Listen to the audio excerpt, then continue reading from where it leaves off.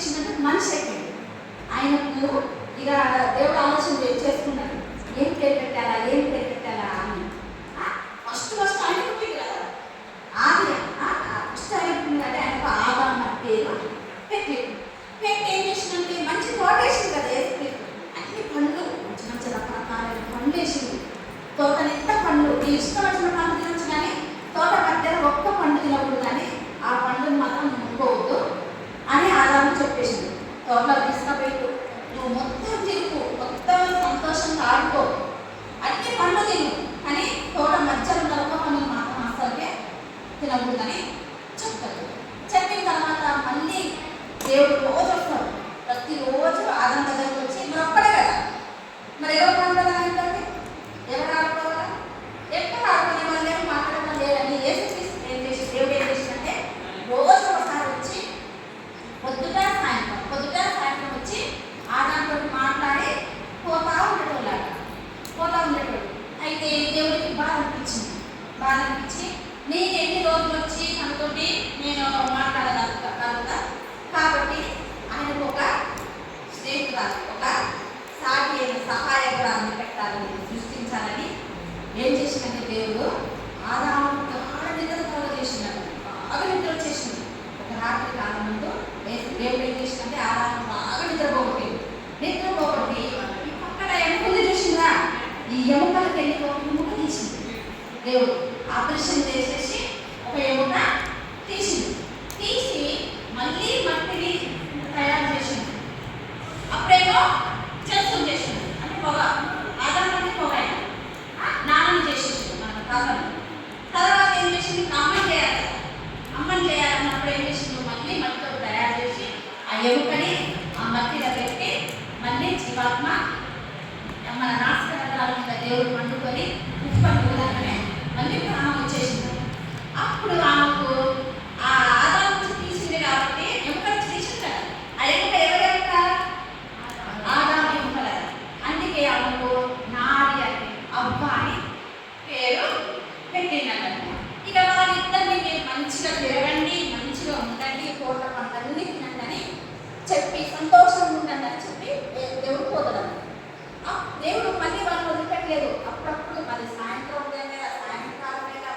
వచ్చి వాళ్ళతో మాట్లాడిపోతాను. అన్ని పండ్లు తినండి, కానీ తోట మధ్యలో ఉన్న పండు మాత్రము తినద్దు.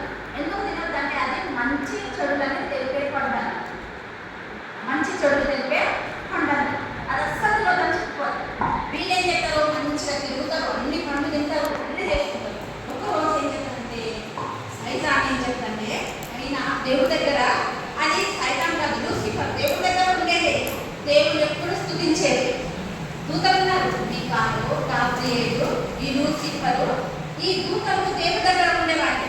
అయితే సైతాన్ ఏమైందంటే గర్భం వచ్చేసింది, బాగా గర్భము వచ్చి యేసు క్రీస్తే దేవుడే కదా, నన్ను కూడా పూజించాలా మీరందరనే ఏం చెప్తారంటే గర్భం వచ్చి దూతలు కొట్లాడి ఏం చెప్తారంటే దేవుడికి బాగా కోపం వచ్చేసి నీకు ఇంత గర్వం వచ్చిందని భూమి మీదకి పడేస్తారు. నువ్వేముంది నా పర్వకాల నువ్వు ఉండకూడదు అని కిందికి నెట్ పడేస్తావు సైతాన్. సో లూసిఫర్ బాగా అది ఏం కోరుకుంది, దేవుడి స్థానాన్ని కోరుకుంది. దేవుడిని ఎందుకు పూజించాలా, నేను కూడా దేవుడు అంటారా అని దానికి గర్వం వచ్చేసింది. అంటే లూసిఫర్కి దేవుడు ఏం చేసిందంటే కొంచెం అధికారం ఇచ్చిండాలి, కొంచెం అధికారం దానికి ఇచ్చినందుకు దానికి అంత అధికారం కావాలనుకుని కోరుకుంటుంది. అట్లా విధార్థం నువ్వు అనేసి దేవుడు ఏం చేసింది, కోపం కిందికి పడేసింది భూమి. అది కిందికి పడంగా ఏమంటే పెద్ద సంభవమైంది. దేవుడికి నాకు పైన ఉండి దేవుడిని స్తుతిస్తారు ఎప్పుడు, స్తుతి హల్లెలూయా అని పాడే సైతాన్ ఏమైందంటే, ఆ లూసిఫర్ ఏమైందంటే కిందికి వచ్చి పెద్ద సర్పమైపోయింది. ఇలా సర్పమైపోయి ఇక్కడ తోటలోకి వచ్చేసింది. అవ్వ అతని తోటలు ఉన్నారు కదా, మంచి పండ్లు తినుకుంటా మంచిగా తినుకుంటా ఉన్నారు కదా. అప్పుడు వచ్చి అవ్వని చిన్నగా పిలుస్తుంది, అవ్వా ఇది రా అని పిలుస్తుంది. ఆదాము లేనప్పుడు ఆదాము పక్కకు పోయినప్పుడు ఆ అవ్వని పిలిచి, ఇగో నేను మీకు నటించమని తోట పుల్లు తినమన్నాడు కదా దేవుడు, మరి తోట మధ్యలో పండు ఎందుకు తినొద్దన్నాడు, మీరు ఆ పండును తినండి, ఆ పండు తింటే మీ కళ్ళు తెలవ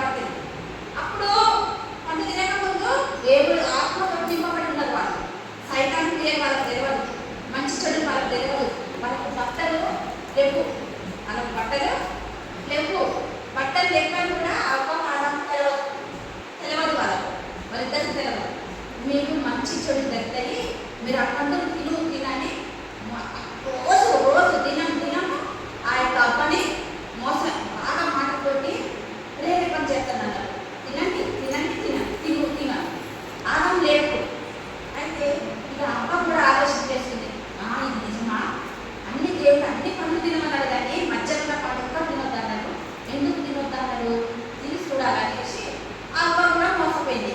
సైతాను రోజు వచ్చి చెప్పడం తిను ఎలా తిను మంచి చెడు తెస్తాయి, ఆ పండు మంచిది అని చెప్తా ఉంటే అవ్వ కూడా మోసంలో పడిపోయింది, పాపంగా పడిపోయింది. సైతాన్ మాటగా విన్నది.